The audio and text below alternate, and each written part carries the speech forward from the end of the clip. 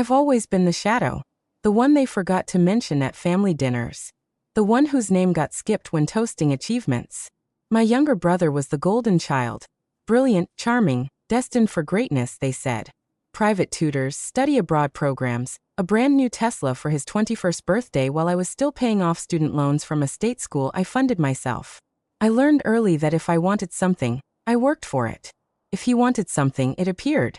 But when he used my name to cover $15,000 in debt, he racked up and told our entire family I was sponsoring his lifestyle. Something inside me didn't break. It crystallized. I wasn't angry. I was done. Growing up in suburban Connecticut, I was the practical one. The responsible older sister who babysat neighbors' kids to buy her own school supplies while my brother attended summer camps in Europe. Our parents justified every discrepancy with the same tired logic. He was younger, more sensitive, needed extra support to reach his potential. I kept my head down, worked 2 jobs through college, graduated with honors that no one celebrated because the party was at his high school graduation the same weekend. By 26, I'd built something real. A career in financial consulting that took me to Boston. A small but meticulously kept apartment, savings that would have made my younger self weep with relief. I didn't broadcast my success. Didn't post about promotions or bonuses. I just existed quietly in a life I'd constructed entirely alone. Then came Thanksgiving at my parents' house in Greenwich.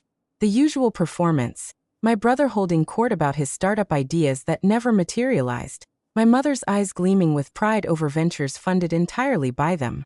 He mentioned needing investors, and my father immediately offered to make calls. When I'd needed help with a security deposit years ago, I got a lecture about financial responsibility. I was cutting pie in the kitchen when my phone buzzed. A message from an unknown number, formal and cold. It was from a collections attorney. My stomach dropped as I read that I was listed as a co-signer on a lease agreement for a luxury apartment in Manhattan. 14 months of unpaid rent totaling over $15,000. The landlord was pursuing legal action. I'd never signed anything. Never even seen the lease. My hands went numb. I walked back into the dining room where my brother was laughing, gesturing wildly, telling some embellished story. I watched him, really watched him, and saw what I'd always refused to acknowledge. He believed he was entitled to everything, including me. I didn't confront him that night. I smiled through dessert, hugged everyone goodbye, and drove back to Boston in silence. But something had shifted. For the first time in my life, I wasn't going to be the convenient solution to someone else's problem. I was going to make him face what he'd done. And I was going to make sure everyone watched. Monday morning, I called the attorney whose name appeared on the legal notice. He confirmed everything with clinical detachment. My brother had listed me as a guarantor on a luxury 2-bedroom in Tribeca, signed my name on documents I'd never seen, and stopped paying rent after the first month. The landlord had tried contacting me through an old email address I hadn't used in years. Now they wanted immediate payment or a court date. I asked if they had copies of my supposed signature. He said he'd email them within the hour. When the documents arrived, I stared at the scrawled attempt at my handwriting. It wasn't even close. He'd forged it sloppily, confidently, like he knew no one would check. Like he'd always known someone would clean up his messes. I forwarded everything to a lawyer I'd worked with on corporate contracts. She called me back within 20 minutes, her voice tight with controlled anger. She told me this was fraud, that I could press charges, that I had every legal right to pursue this criminally. But she also warned me it would mean police reports, family interrogations, public records. She asked if I was prepared for that. I wasn't sure yet. So I did what I always did. I gathered information. I opened my laptop and started digging. His Instagram showed the apartment clearly. Exposed brick, floor-to-ceiling windows, designer furniture he definitely couldn't afford. Posts tagged friends at rooftop parties, bottles of expensive whiskey, captions about grinding and manifesting success. He'd been living there for over a year, performing wealth he didn't have, using my name as collateral. Then I found his LinkedIn. He'd listed himself as a co-founder of a tech startup that didn't exist. The website linked in his bio led to a landing page with stock photos and lorem ipsum text. I reverse searched the company name and found nothing. No registration, no press, no investors. It was a shell. My phone rang. It was my mother, her voice strained and careful. She asked if I'd gotten any strange calls recently, said my brother mentioned something about a lease mix-up. She wanted to know if I could help sort it out quietly. Said he was going through a hard time and didn't need more stress. I told her I'd look into it and hung up. That night, I sat in my apartment with all the evidence spread across my kitchen table. The forged signatures, the Instagram posts, the fake company, the $15,000 in unpaid rent. And beneath it all, the years of imbalance I'd swallowed without complaint. I wasn't sad. I wasn't even particularly angry anymore. I was simply clear. He'd built his entire identity on lies and family protection. He'd used me as a tool, assuming I'd either never find out or never fight back. And our parents had taught him that this was acceptable, that consequences were for other people. I texted my grandmother, the only person who'd ever treated us equally. I told her I needed to talk, that something serious had happened. She responded immediately, said she'd been waiting for me to reach out, that she'd seen this coming for years. We met for coffee the next morning. When I showed her everything, she didn't look surprised.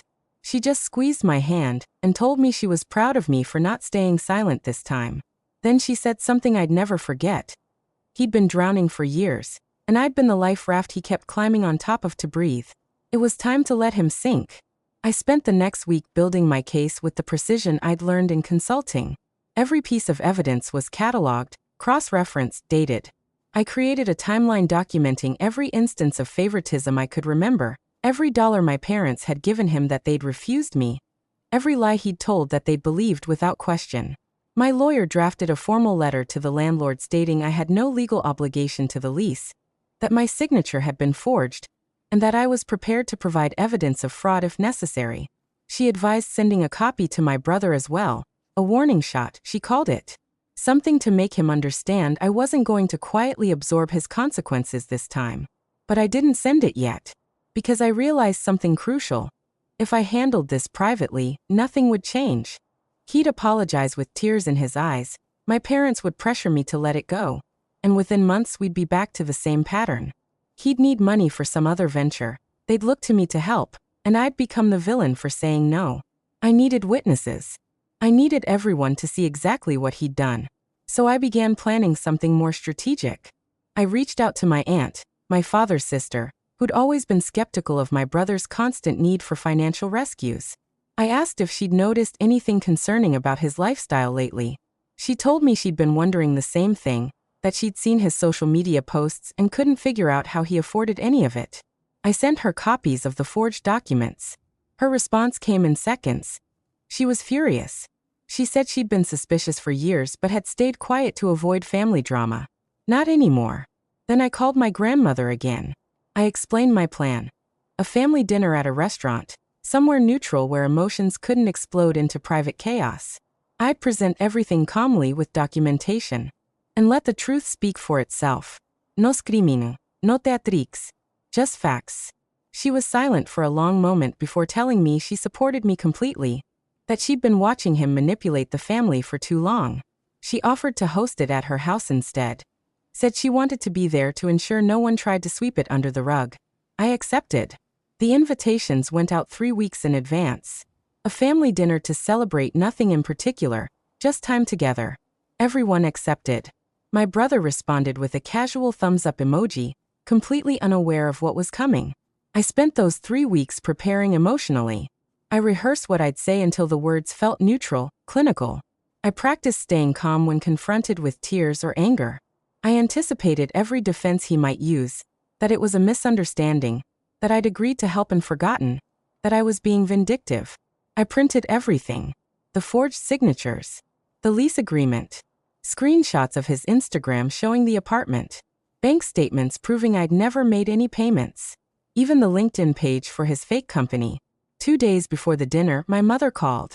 She sounded anxious, asked if everything was okay, said my brother seemed nervous about something. I told her everything was fine, that I was looking forward to seeing everyone. The lie felt appropriate. He'd been performing for years. Now it was my turn. The night before the dinner, I laid out my clothes, simple, professional, unremarkable. I placed the folder of evidence in my bag, and I slept better than I had in months, because I knew that by this time tomorrow, the performance would be over. For all of us. Grandmother's dining room felt smaller with everyone gathered around the table. My parents sat together, my aunt and uncle across from them, my brother at the end looking relaxed in a way that made my stomach tighten. He'd brought wine, expensive wine he couldn't afford, and poured glasses for everyone like he was hosting. We made it through appetizers with small talk. My mother asked about my work, and I answered briefly. My brother dominated the conversation as always, telling some elaborate story about a potential investor meeting that I knew had never happened. Everyone listened politely, nodding at the right moments. Then grandmother cleared her throat and looked at me. She said she'd invited everyone because I had something important to share, something the whole family needed to hear. The table went quiet. My brother's smile faltered for just a second before returning, tighter this time. I reached into my bag and pulled out the folder, set it on the table gently, deliberately. Then I explained what had happened: the lease, the forged signature, the $15,000, the fake company on LinkedIn. I spoke calmly, factually, like I was presenting quarterly results to clients.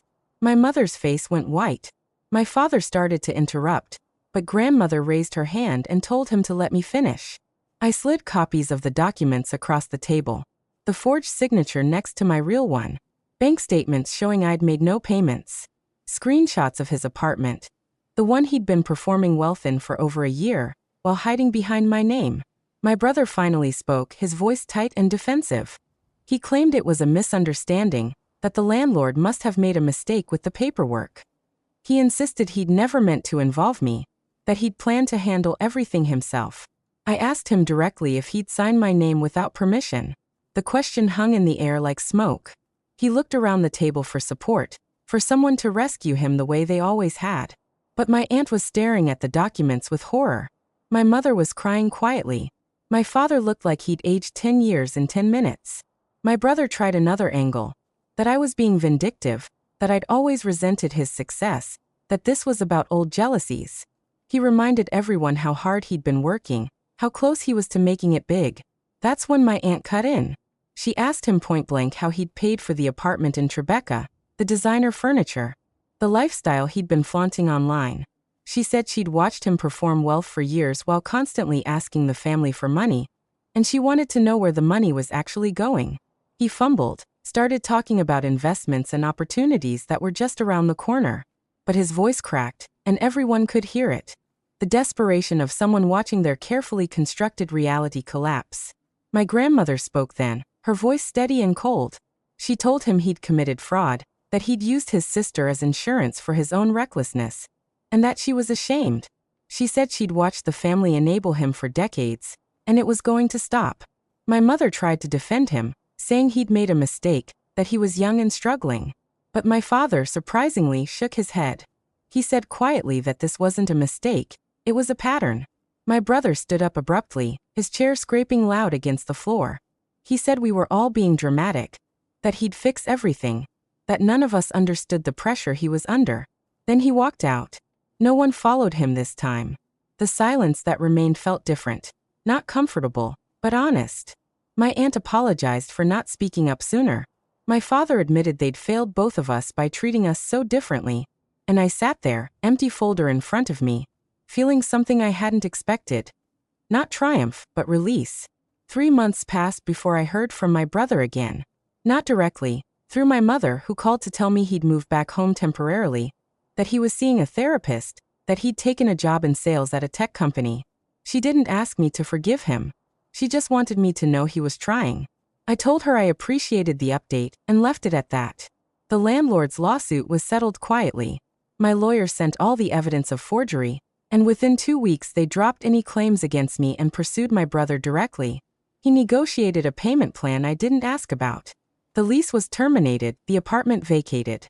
Whatever happened after that wasn't my concern. My parents started calling more regularly, asking about my work, my life, without immediately pivoting to updates about my brother. The conversations felt awkward at first, like they were learning a new language.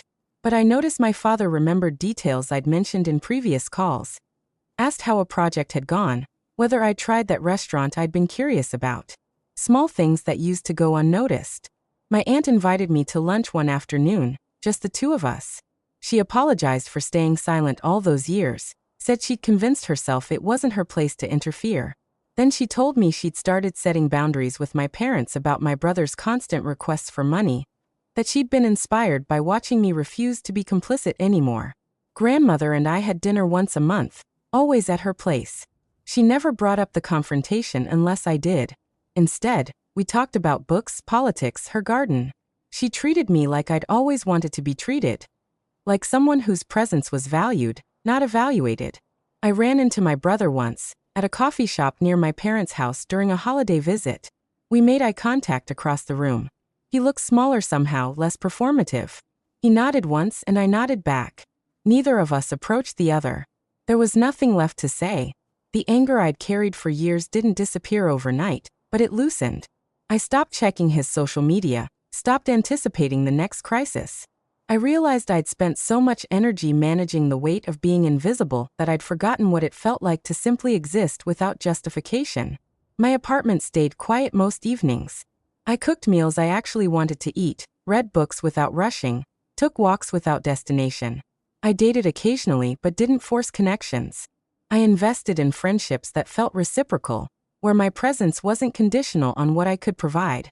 One evening, my mother called and said something she'd never said before. That she was proud of me, not for what I'd accomplished, but for how I'd handled everything. That she understood now what they'd done, how they'd failed me. Her voice broke slightly, and I let her finish without interrupting. When she asked if I could forgive them someday, I told her the truth. I didn't know yet, but I was working on it. Because forgiveness wasn't the point anymore. Freedom was. I didn't destroy my brother. I simply stopped saving him from himself. And in doing so, I finally saved myself. The performance was over. For all of us.